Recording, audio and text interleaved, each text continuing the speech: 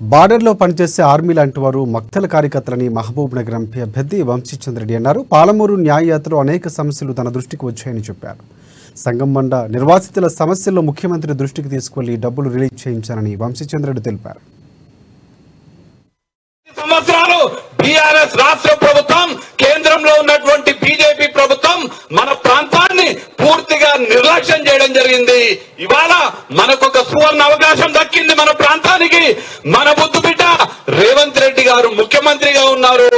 మన ప్రాంతానికి, మన పాలమూరుకి అవినాభావ సంబంధం ఉన్నటువంటి వ్యక్తి స్వర్గీయ మల్లు అనంతరాములు గారి సొంత తమ్ముడైనటువంటి మల్లు పట్టి విక్రమార్క గారు ఇవాళ ఉప ముఖ్యమంత్రిగా ఉన్నారు. మనకు ఏ పథకం శాంక్షన్ అయినా పైసలిచ్చే మంత్రి, పైసల మంత్రి, ఫైనాన్స్ మినిస్టర్ గా ఇవాళ భట్టి విక్రమార్క గారు ఉన్నారు. మనకు ఉచితంగా పేదలకు కరెంటు 200 యూనిట్ల వరకు ఉచితంగా కరెంట్ ఇచ్చేటువంటి విద్యుత్ శాఖ మంత్రి గారు భట్టి విక్రమార్క గారు వాళ్ళు ఉన్నారు. ముఖ్యమంత్రి మనోడు ఉన్నాడు. మనకు పైసలు ఇచ్చే, మన కరెంట్ ఇచ్చే మంత్రి ఇక్కడ ఉన్నారు.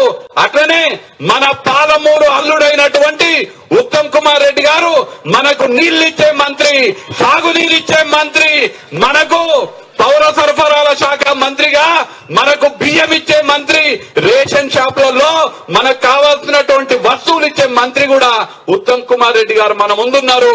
మనకిది ఒక సువర్ణ అవకాశము.